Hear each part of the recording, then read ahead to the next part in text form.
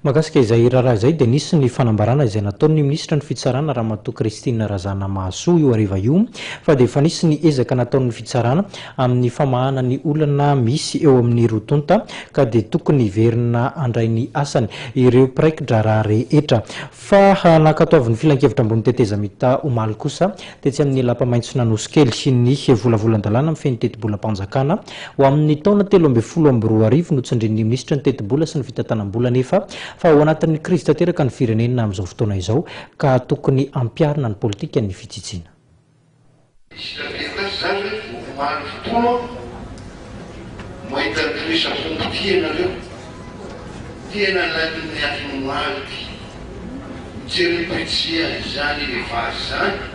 Tenenareo ataon'le resaka menareo fa zany tokonady afahana apatrona ato Madagasikara sy fambolena ka tena namako teo vola raisiko vola mety manana ndrefa zahay raha nisaka tao aksavaka mety miaro anatin'le programma hoentina afanana ny resaka disadisa ompody vola hoentiny miasa vafitivety so dia mba tsy mety izy.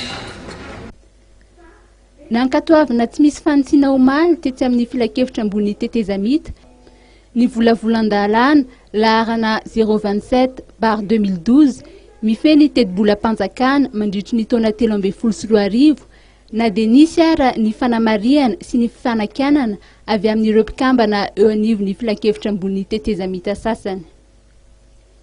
Ny ministry ny teti-bola sy ny fitantanam-bola dia nanamafy fa mandalo krizy ny firenena ary tokony ampiarina trano ny politika ny fitsitiana. Ny famahana ny olana ara-politika no ahafahana manarina indray ny toe-karena raha ny voalazany.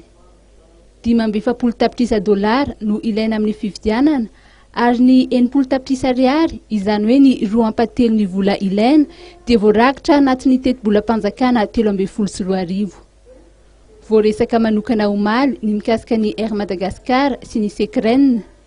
Tsy ekena ho ny parlementera sasany raha ny etralaina amin'ny vahoaka no entina amelomana ny kompani pitaterana Air Madagascar.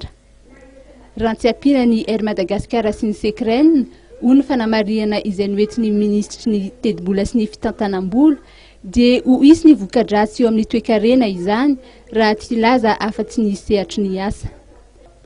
Anisan'ny vokiana omaly ihany koa ny fitsinjarana ny teti-bola ny ministera tsirairay avy ka nitondran'Andriamatoa Hery Rajaonarimampianina fanazavana ny mikasika izany. Tsy marina velively ny filazana fa niena ny teti-bola ho an'ireo ministera izay tsy akaiky ny fitondrana raha ny voalazany.